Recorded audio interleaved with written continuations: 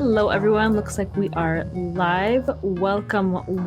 My name is Manar Adley, and I am the founder and director of Mint Press News and your host of the Mintcast podcast. This is the official podcast of Mint Press News. This show is made possible by supporters like you. And as we face shadow banning on so many platforms and the crackdown on independent anti-war journalism intensifies, we ask that you support us by becoming a member on our Patreon page, which we will link in the comments below. The Mintcast podcast is also available on all of your favorite podcast platforms. So let's get started. Amid ongoing endless wars and embarrassing military defeats, the United States Army is facing a recruitment crisis. Only 9% of Generation Z report having any interest at all in joining the military. So it seems that the Army has come up with a novel solution to try to recruit more young people using thirst traps. According to our guest today, the military is using a generation of e-girls in uniform posting sexually suggestive content in order to lure horny young men into enlisting. That guest is Alan MacLeod, Mint Press senior staff writer and author of the new article, which is on our website right now, From Simp to Soldier, How the Military is Using E-Girls to Recruit Generation Z into Service, which you can read right now exclusively at Mint Press. Alan, welcome back. It's great to be with you as always, Manar. Thank you. So I want to start by talking about Haley Lujan, one of the people you based the article around. Who is she and why did she pique your interest as one of these e-girls the military is using? Yeah, sure. So Haley Lujan is a 21-year-old Zoomer, according to her social media profiles. Her accounts have really been blowing up over the last few months as she's been posting a lot of military-based content. She's got nearly 750,000 TikTok fans and many tens of thousands more on other platforms like Instagram or YouTube. She seems to post pretty much, in between the memes and pictures of her in bikinis and vaguely scantily clad sexually suggestive content. It seems that about 20-30% of her output is really just hardcore recruitment pitches to join the US Army. And if you read the comments from her for her videos on TikTok or pictures on Instagram, a lot of people are saying, you're so beautiful, I want to join up. But then a whole lot of other people are saying, this is a psyop, this is propaganda, I don't believe any of this. And the thing is that her fans are kind of right. She is a psyop, technically. And what I mean by that is that she really is a member of the Psychological Operations Division of the United States Army, which is a small group, a small unit within the US, whose job it is to propagandize, persuade, and, just generally get away with shifting the public attitude on everything. So if you read the Army's recruitment website description of the role, it sounds very similar to the sort of content she's actually putting out supposedly on her own. So it says, as a psychological operations specialist, you'll be an expert in persuasion. And then it goes on to say, quote, you'll assess and develop the information needed to influence and engage specific audiences. You'll broadcast important information through various mediums and assist US and foreign governments, militaries, and civilian populations. And so really, when you read the sort of definition of what a psychological operations officer is doing, it sounds quite a lot like what Lujan herself is putting out there. She seems to really lean into this whole am I or amn't I thing on her Instagram and her TikTok. There are plenty of other influencers out there who post stuff about military life, but it tends to be very sort of tame and very mundane. With Lujan, it's like really bizarre stuff, and it's really over the top, the sort of propaganda she puts out. And as I said, she really leans into it. Loads of her posts are things called like, this is the most wholesome fed post, or my handlers made me post this, or definitely not endorsed by the Department of Defense, smiley face, stuff like that, which really gets you to start to look into this weird meta, how would you say, like postmodern way of thinking about propaganda. But honestly, I think if you were Edward Bernays, you might say that it doesn't really matter whether she is or whether she isn't being supported by the military, because ultimately what this is doing is getting people who look at this content, and there are millions of people watching this stuff, to associate lustfulness and horniness with joining the military. It's literally making them horny for war. And I think at the very least, what we can say is that the army is tacitly supporting Lujan. And at most, this is a bizarre dystopian new era of late capitalism where people are being told to join up by psyops who are literally in the US Army, but posting, horny pictures for them to get off on. It really is a crazy story. So tell me about like how she's taking these pictures and where she's taking them. That's kind of causing that confusion from people and having them to think about, is this a psyop or not? Yeah, sure. I mean, I did ask the Army for a response, the Department of Defense for a response, but I didn't get anything. They're famously image conscious. They're like Disney or whatever. They really have a tight control over how they're presented in mass media.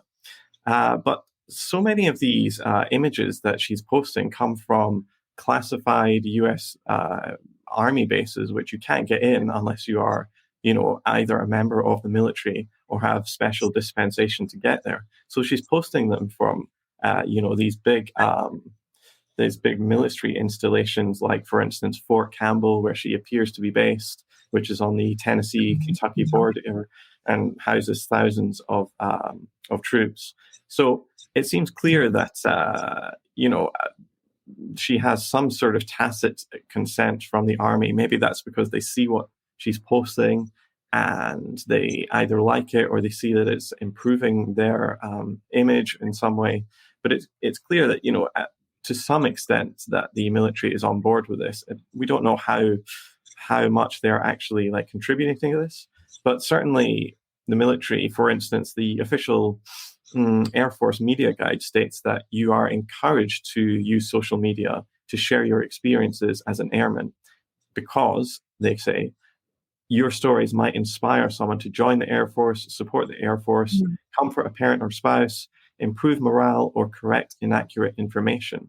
And so those experiences, however, in terms of the military, they better be positive ones, because it also warns in that same handbook that's given to Air Force personnel that, and I'm quoting, sharing sorts of information, quote, jeopardize you and your airman's career, end quote, if they don't really line up with the military's objectives and understanding of what their role is. So yeah, ultimately, I think there must be some kind of agreement going on between Lujan and the military, even if it's just a tacit one. Well, and she's not the first, nor will she probably be the last woman to be used to lure young men into joining the military. I mean, Israel famously uses the same kind of tactics online to hypersexualize the Israeli military, using women to lure people into the Israeli military, and also to kind of show that Israel is a so-called liberal state that has many women in the military. So Lujan and the other woman you profile in the article, which is called, the article is called "From Simp to Soldier: How the Military is Using E-Girls to Recruit Gen Z into Service," which you can find on our website.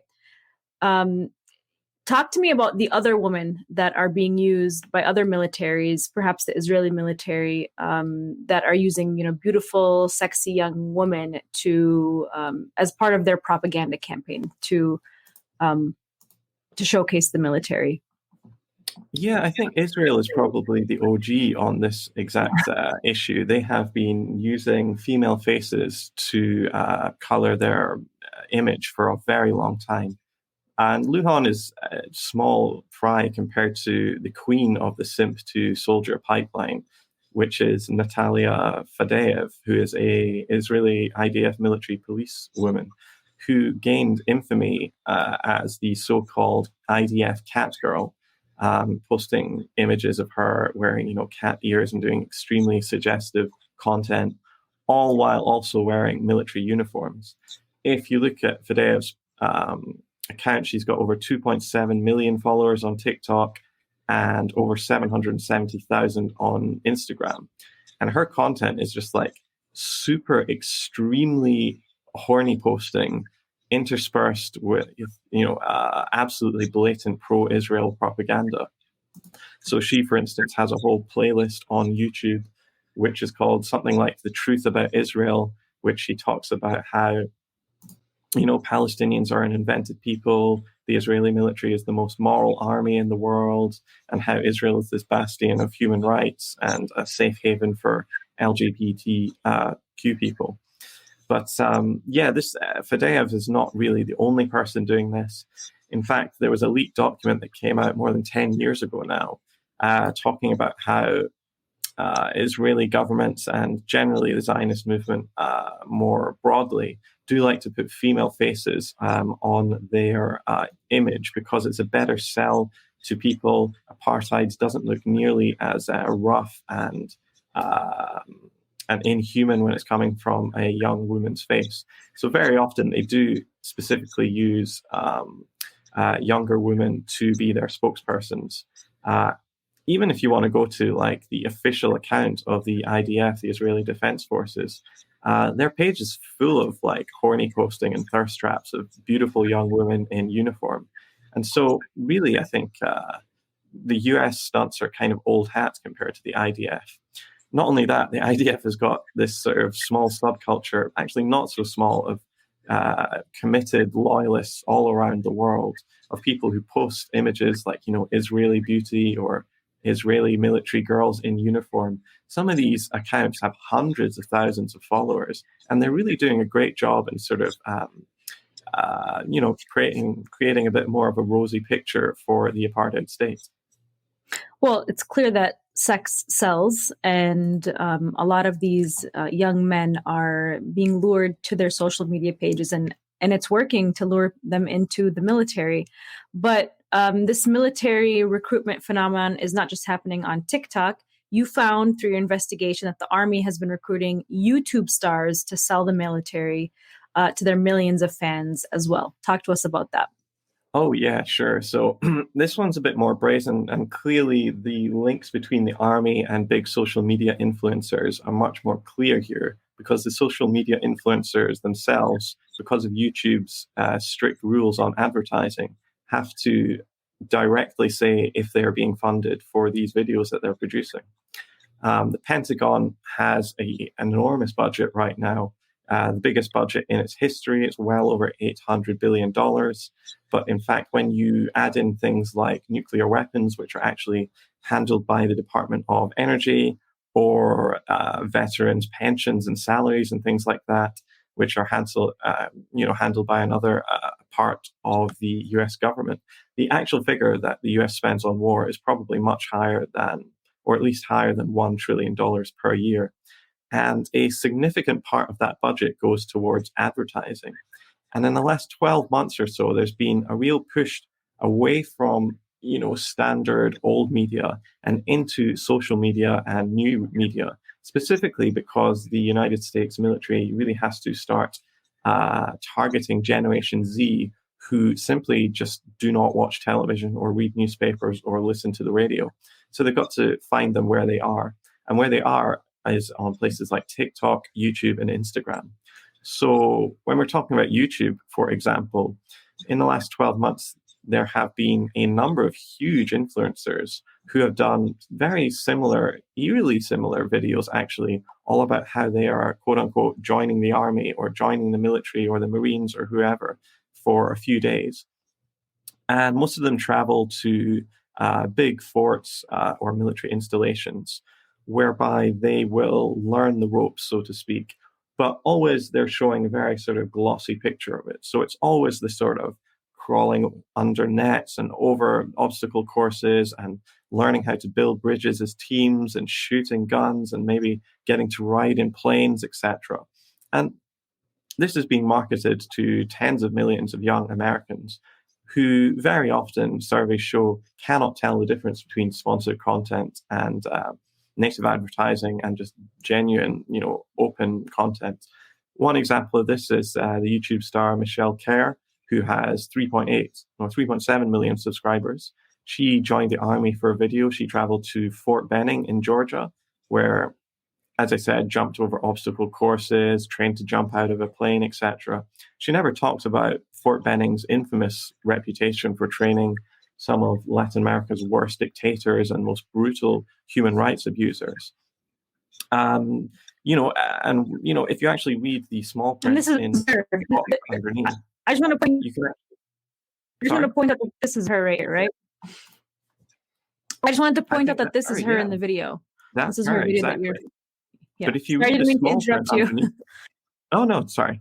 If you read the small print underneath that video, there'll be things that say, go army, this is an ad, etc. And in fact, there's even an affiliate link for Care to sign up for the army. So presumably that suggests she's getting some sort of kickback for everybody who enlists. I'm not sure about that, but it's quite possible. And that video we're watching on YouTube, as you might have seen, eagle-eyed viewers, had about 2.8 million views. And This isn't even, the biggest star that's doing this. One of the big mega influencers, Ben Azalart, I think you pronounce his surname like that, made pretty much the same video. It was called YouTubers versus the US Army, where he also glamorized military life, and he was interviewing officers who said, the whole point of the army is about transforming an individual, bettering yourself, traveling the world and becoming, a better version of who you are. And again, Azalart, like Care, was also careful to direct his 20.8 million subscribers towards an army recruitment link, saying, these challenges are incredible, but if you have any interest in joining the military, click this link, etc. And there is an absolute ton of these when you start actually looking for the hashtags, the ads, the Go Army hashtags that these people are using on YouTube. So many of them are just fawning with praise over the military, talking about how we appreciate and love all of you. And guys, if you're a teenager watching this, please think about joining the military. It really is extraordinary how this is going on. And what I want to say about these is that I think these are much more powerful and potent than normal advertising that you might see in between, the second quarter of an NFL or NBA game. And the reason is that unlike the content on television, on YouTube, joining the army, the military is the content. That's what you're watching it for. And not only that, it's not being presented as an ad, really. And it's coming through the voice of people who have actually subscribed to this YouTuber and presumably follow them and put a lot of faith in what they have to say and what they do. And so this message is coming courtesy of stars that viewers love, respect, and trust. And so I think it's a much more potent strategy to try and soften the army's image and recruit teenagers for the biggest killing machine in the world.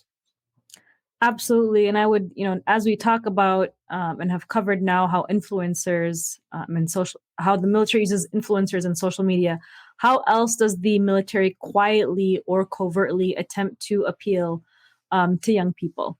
Well, they have so many ways in which they're actually doing this just now. Another way, they're trying to really get into Twitch, which for people under 30 is basically like live streaming YouTube, which everybody in Generation Z and younger seems to spend hours every day watching.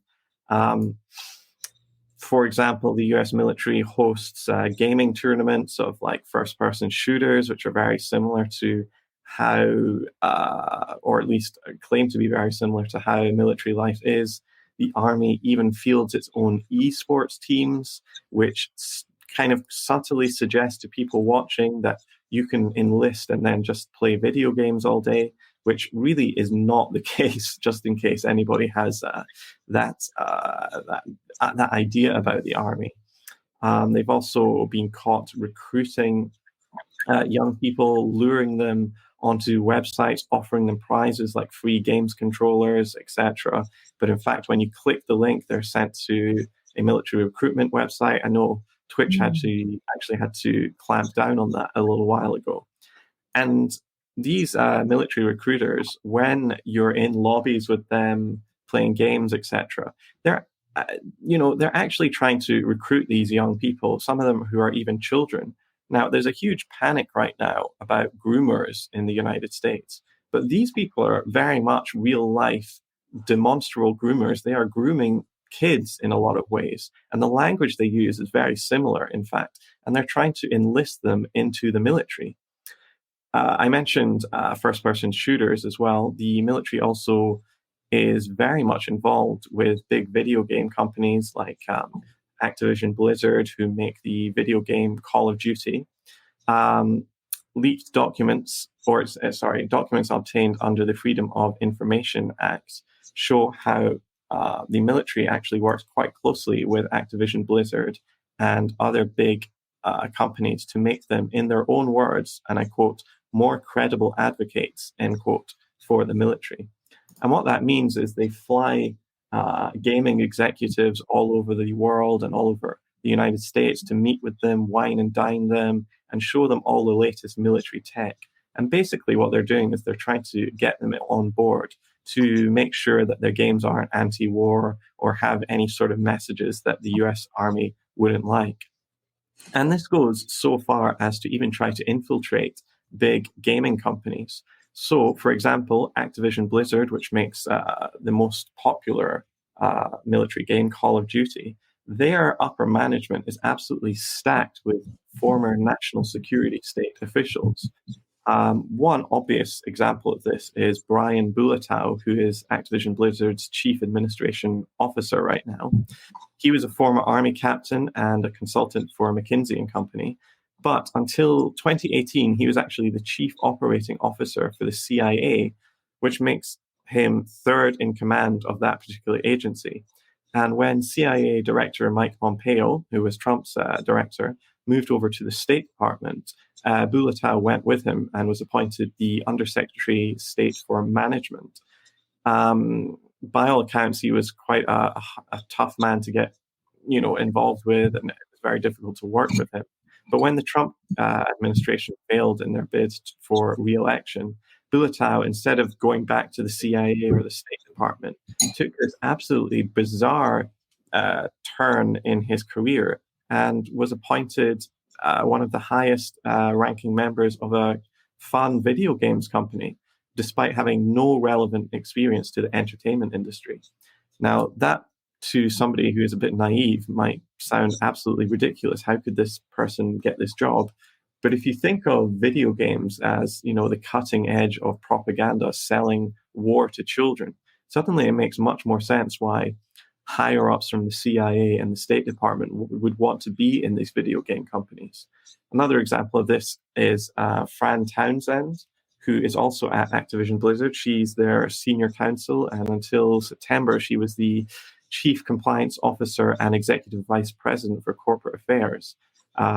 Before joining Activision Blizzard, Townsend had a long career in the national security state. She was head of intelligence for the Coast Guard, and then served as Condoleezza Rice, who was the Secretary of the State at the time.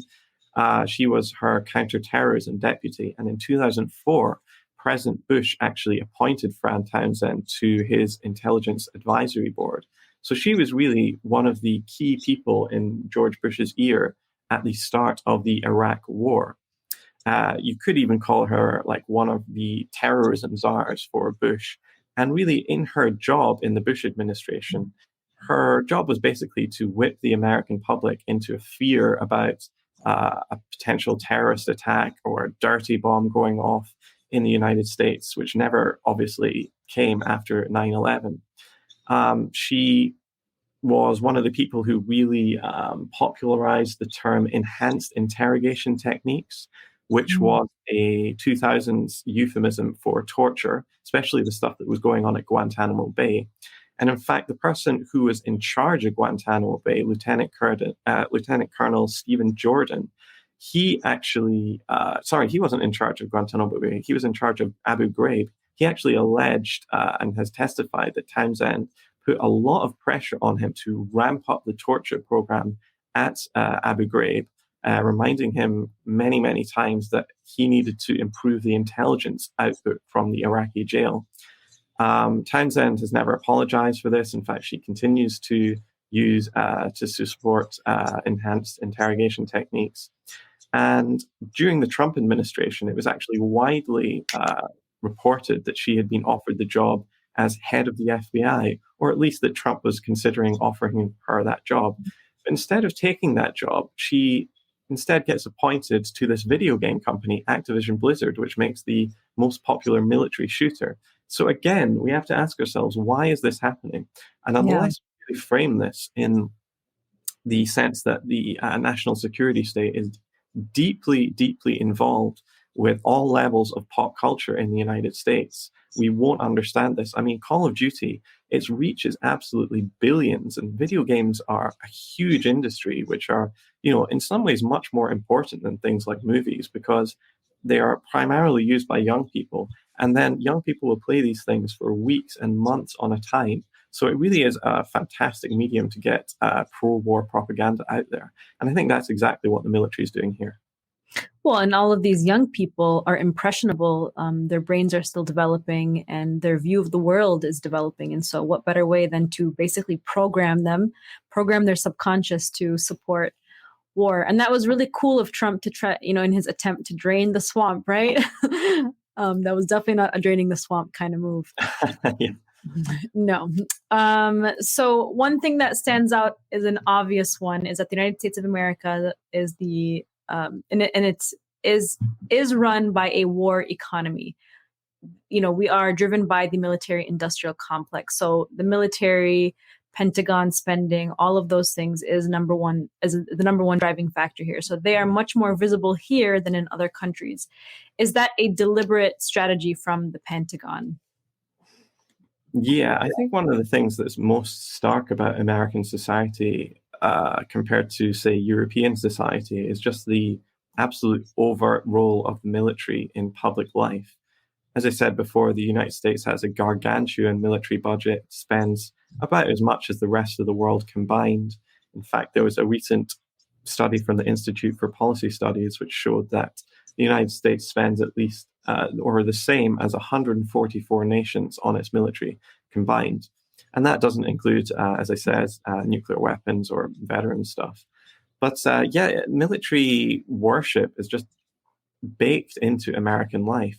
Phrases like "thank you for your service" simply don't really exist in other parts of the world. This is something that really only happens in the United States. And it's not entirely natural. In fact, the military has spent decades trying to push this sort of military worship into public life.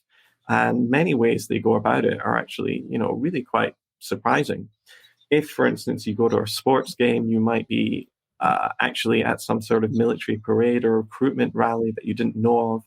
Major League Baseball, for example, in May had this huge military appreciation day where all on-field personnel, including players, umpires, and the rest, were mandated to wear camo baseball caps and encouraged to wear other items of camo clothing, all in a sort of sense to try to link America's sports with America's other passion, which is war. You can see jet overpasses happening outside sports stadiums all the time. This usually happens on Veterans Day when, sports leagues like the NFL, suddenly everybody's wearing, camo stuff. The military has a huge presence in schools in the United States, which really doesn't happen in a lot of other countries. There are laws in other countries to prevent children and other young people being, given the hard sell by recruiters. In fact, a lot of countries just ban the military altogether from coming into government buildings like schools. We in the United States are, as I said, basically an extremely militarized society. It's almost like it is at war permanently. And the reason for that is that it's true, the United States is at war constantly. Mm-hmm. The 247 years it has been an independent country, 227 of those have been spent at war. And most of the earlier ones, most of the earlier days were spent, attacking the native population. And so really, you could say this is a country that's addicted to war, that's founded on war, and continues to thrive because of war. As the great writer Chris Hedges says, war is a force that gives us meaning. And ultimately, as I always say, it's very hard to understand the United States and how it operates in a global context if you're not really thinking of it as a worldwide empire. And of course, if the United States is an empire with 800 military bases encircling the globe, bombing 7 or 8 countries simultaneously, as President Obama was doing, empires need armies. And where are you going to get these armies from? You need the cannon fodder from somewhere. And so ultimately, the United States has constantly marketed people marketing a military life to working class Americans. And it's generally poorer Americans who are sucked into this because they don't have the money for college or they don't have a way out of this poverty. And so recruiters come along, promise them all sorts of things, half of which aren't even true. And yeah, I can see why ordinary Americans might consider taking this military route out of their poverty. But ultimately, what I would say is so many people, so many people who go into this end up broken, if not physically, morally, or psychologically as well. The rates of post-traumatic stress disorder among military veterans is absolutely enormous. Between 6,000 and 7,000 soldiers kill themselves every year, which is more than die in the battlefields. There's very little help from the military once you actually de-enlist. Only 17% of army recruits in the United States stay long enough to actually gain a full pension. And so ultimately, these guys are chewed up and spat out by a machine which propagandizes them from cradle to grave, talking about how this is the most noble thing you can do with your life, when actually what you're doing is you're serving as cannon fodder for a global empire. Absolutely. I mean, that was brilliantly said. And it kind of reminded me too, apart from just how horrific the PTSD is for all of these service members that come back and they really don't get the care that they need. A lot of them end up getting addicted to the prescription drugs that they take for anxiety.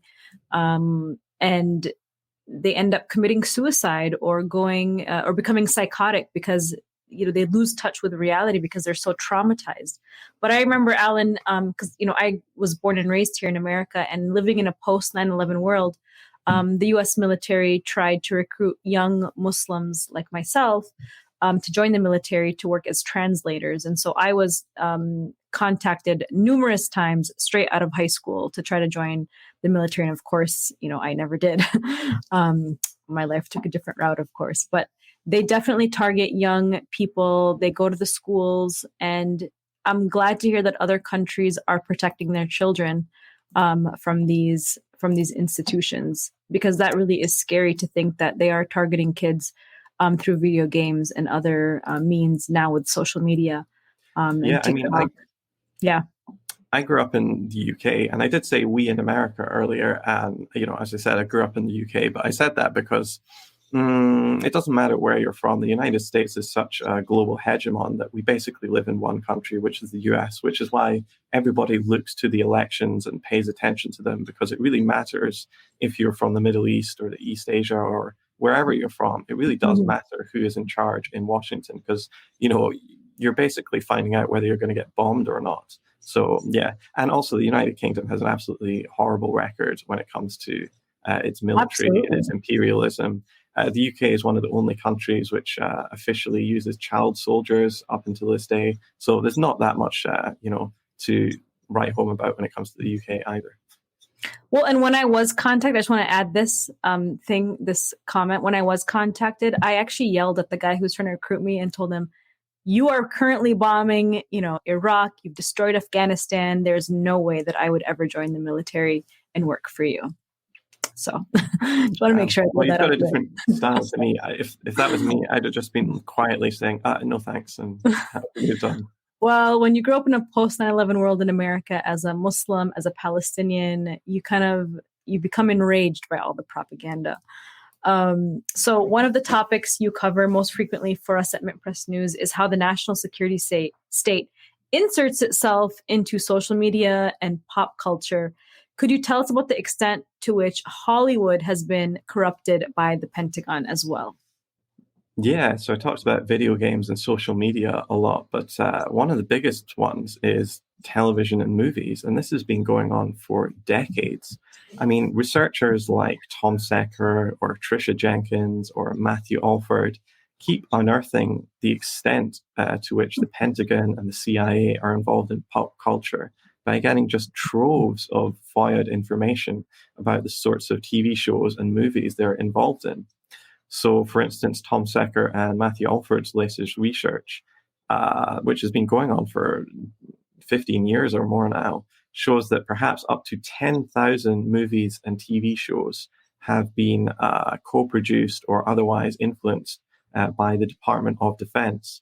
Access to either stuff that the CIA has or the military has is kept tight under wraps. If you're a film producer and you want the latest battleships, or you want tanks, or you want access to the latest fifth or whatever generation fighter we're on now, or if you want thousands of men in uniform for cheap or for free, you really have to go cap in hand to the military, because those things are either extremely expensive to use. I mean, think about how much it would cost to hire out one of these F-35s, if you even can do that, or they're just absolutely off limits. And the military is really the only place that has this wealth of resources. And there is a quid pro quo going on there. The military gets involved in these titles, but they don't do it for free. They don't ask for money very often. They do have some kind of income going on, but generally there is a quid pro quo going on, which is the military accepts being involved, but what they want is editorial control over the script. And what the documents that I've looked at and published at Mint Press News, for example, in one article you can read about, one article is called How the Pentagon Leaned on Hollywood to Sell the War in Afghanistan. If you go through the declassified documents, the ones obtained under the Freedom of Information Act, it really becomes clear that the military is calling the shots here. They are dotting every I and crossing every single T of any title that they're involved with. And they often say that they're doing this just to make sure that the military is presented accurately and there are no factual mistakes. But again, if you read the documents, that becomes absolutely clear that that's not the case, because the people at the Department of Defense insist on taking very often true information out of films and changing it around so that the military doesn't look as bad. So things like veteran suicides get cut, things like veterans joining up because they have no other opportunities gets cut, even things like having tattoos or having longer hair or a beard or anything like that. They're very, very famously image conscious. All that stuff gets taken out. And the sorts of emails that gets exchanged show that there is an absolute my way or the highway rule by decree by the Department of Defense, meaning that you are going to change absolutely everything about this script. And if you don't, we're pulling the plug. And the list of films that the US military has been co-produced on is absolutely extraordinary. Obviously, many of the military films are in there, but also some of the biggest franchises you can think of, like Iron Man franchise, the Avengers franchise, Transformers, James Bond, Jurassic Park franchise. All of these sorts of things are being made with the help of the Department of Defense, who insist that the military is presented in an extremely positive light. I would urge everybody to go on the Internet Movie Database, imdb.com, and just look up one guy, Philip Strubb. He was until very recently, before he retired, he was the Department of Defense's liaison out in Los Angeles. And the list of films that he is credited as having a role on is absolutely staggering. I would say arguably maybe only Steven Spielberg has a better resume than Philip Strubb, and perhaps not even him. The sorts of films that he has been involved in for decades, usually his role doesn't say production or producer, it'll say something like special thanks. But the emails that I've seen show that he is actually rewriting whole scripts from head to toe, changing out narratives and storylines to make the military look as good as possible. It is extraordinary, the sort of power that the Department of Defense has over popular culture. And if you don't go along with this, you're film probably won't get made because, again, these researchers that I worked with have found lists of hundreds of movies that were rejected by the Department of Defense for collaboration. And these hundreds of movies never got made. So they got to the point where they wrote the script and actually went to the military. Then the military said no, and that was a deal breaker. Wow. Because, of course, if you don't have the military's help, it's going to cost you millions and millions of dollars to shoot some of these scenes involving helicopters and planes and large amounts of people. And then you'll probably get pushback from the military and maybe even the president saying this film is un-American. And there might be flack, and suddenly movie theaters like Disney are thinking, shall I pull this film? And suddenly, if you have a box office flop that's considered anti-American, suddenly your name is kind of mud in Hollywood, and you can't get another job going. You can't get another gig making another film. So people steer clear of this. Getting rejected from the Department of Defense is a big, big deal. And a lot of films have their entire outlook changed. I mean, one example is probably Charlie Wilson's War. I think that's the most crazy one. It's named after the eponymous Texas politician who was most famous for really being the driving force behind Operation Cyclone, which was the CIA's funding of the Afghan Mujahideen in the 1980s, which included Osama bin Laden, by the way. The whole point of the film was it was a decidedly anti-war take, and it was talking about how funding these absolutely crazy, radical, violent people in Afghanistan would have blowback one day. And the final scene of the film was actually on September the 11th, 2001, and you hear a plane hit the Pentagon. And the whole point of the film has been driving up to this point, and the message is the CIA funding bin Laden ended and caused 9/11. But that script was clearly not going to be okayed by the military, who changed the entire thing, turned it into a tour de force for Charlie Wilson, this great American patriot. They took out the entire 9/11 scene at the end. And the final scene in the finished product is actually him being presented with the Presidential Medal of Freedom. So it turned from a decidedly anti-war, accurate anti-war film into an inaccurate pro-war film. And this happens in hundreds and hundreds of different examples of movies and TV shows all around the world. And that was the same for American Sniper, wasn't it? Yeah, I think, American Sniper definitely had the Department of Defense's involvement again. No doubt, I haven't seen the actual documents for that, but I have no doubt that the military would have been leaning on the production company to take some of Chris Cowell's more, how shall we say, more colorful language and rhetoric and political opinions and try and jettison them out of the movie. And I think that movie actually started with September 11th and then scenes from September 11th, and then tried to kind of paint this image tying Saddam Hussein and the war in Iraq to September 11th in the same way that you just described. So there definitely was an attempt to change history, at least the narrative of that. So I have a video that I want to share with everybody of Mike Prisner. He is a conscientious objector. And I was just going to get your reaction to this, just Alan. Am I starting at the right time? 6:34? That sounds about right. Okay, yeah. Yeah, let's do it. You don't pay your mortgage on time. Those are the people that are trying to You can hear it, right? now. Yeah. And that condition, the politicians, the silver spoon, Ivy League, elite politicians, they have already proven what they will do in this situation. We know from the Iraq War, a generation went through it. And what did they teach us that you need to know now? That number one, they will lie.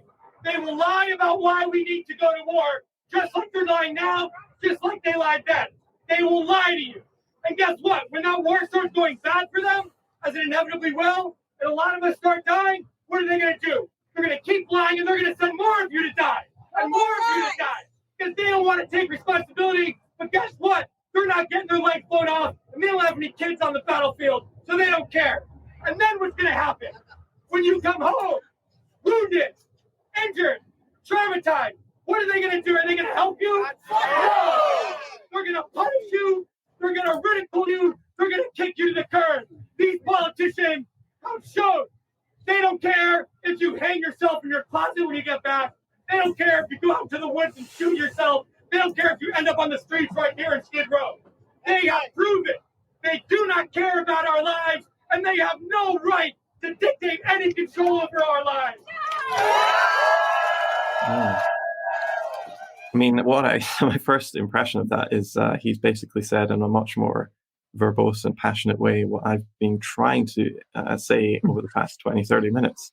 I think, Mike Preissner is a really interesting and remarkable person. He's an anti-war veteran now. I think he served in Iraq, and that was an anti-Iraq rally.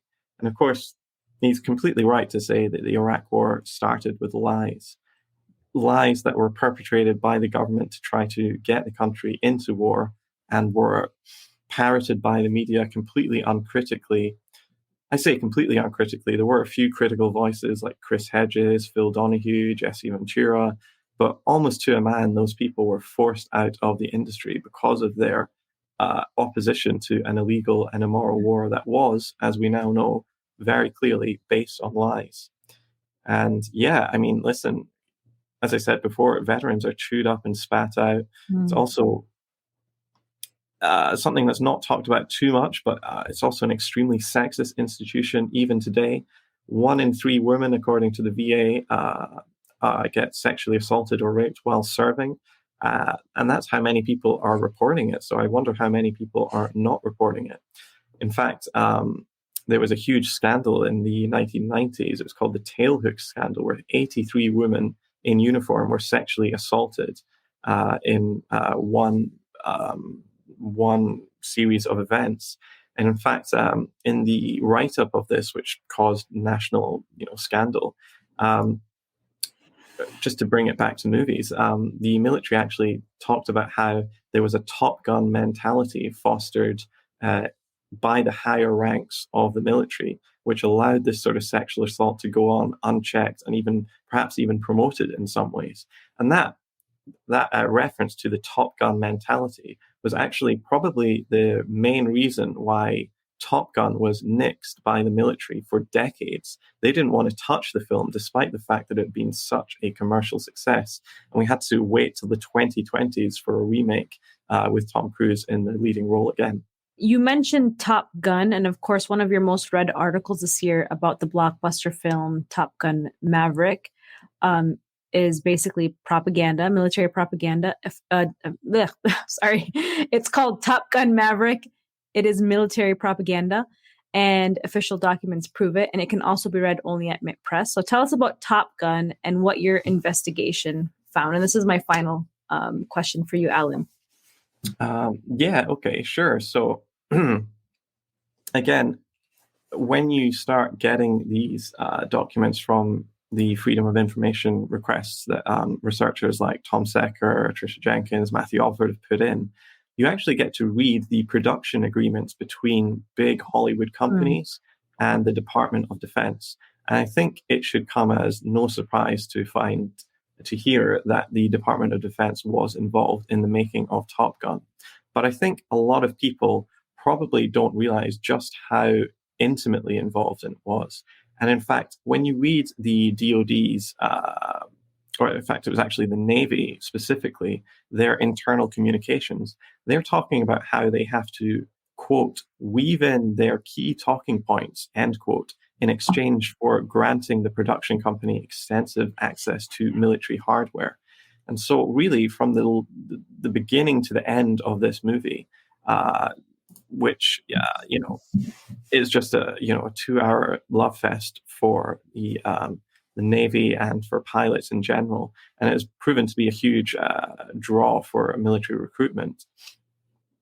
We find that this whole thing was very carefully set up to make the military look as good as possible.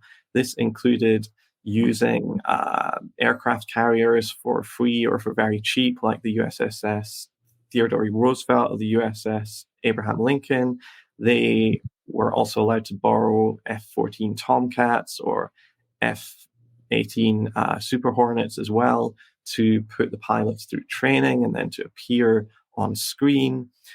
But as a quid pro quo, they have to, basically get complete control of the script so that this thing turns into, it could have been an interesting story about the military or military life or hazing or what happens to veterans, but all of that sort of stuff is just cut out, and it's just turned into a 2-hour glory fest. And the real ironic thing is that this is actually costing the taxpayer money, of course, because this hardware doesn't come free. The extras that appear are still getting paid by the government, presumably. And so ultimately, I think the real story here is that the taxpayer is actually paying the US government to propagandize it into supporting yet more wars, exactly the things that are bankrupting America, and meaning that we can't have things like social services, we can't have mental health checkups, we can't have decent education, we can't have, we can't have free college, we can't have roads that work, bridges that don't fall down. All of this stuff is getting sidelined in order to channel hundreds of billions of dollars straight into the military. It's like Tupac said, they've got money for war, but can't feed the poor. And ultimately, that is the great irony of all of this, is that this military image of what we've got of the army as being this, very loyal and a very sort of honorable profession actually comes from exactly the movies that the army and the other branches of the armed forces are actually making and producing themselves. And very few people are actually aware that this is going on. Well, and it's no surprise that because only 9% of Gen Z have any interest in joining the military at all, that they've come to use these kinds of tactics, whether it was through thirst traps, hypersexualizing women, targeting young, horny men, through the movies, through games, that they would be so desperate to target young people. But I hope that young people are better and know that this is not the place to go to pay for school.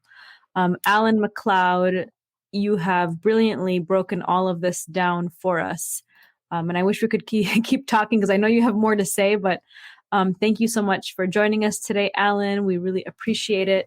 And you guys can all find his work on our website at mintpressnews.com. And I have linked all of the articles that were referenced in the comment section. And we would appreciate it if you supported us through Patreon. This show is made possible by our members. It's by listeners like you. And you can download and listen to the audio version of this podcast on all of your favorite podcast channels and platforms when you search Mintcast. Thank you, everybody, for joining us today. Thank you, Alan. Great to be with you again.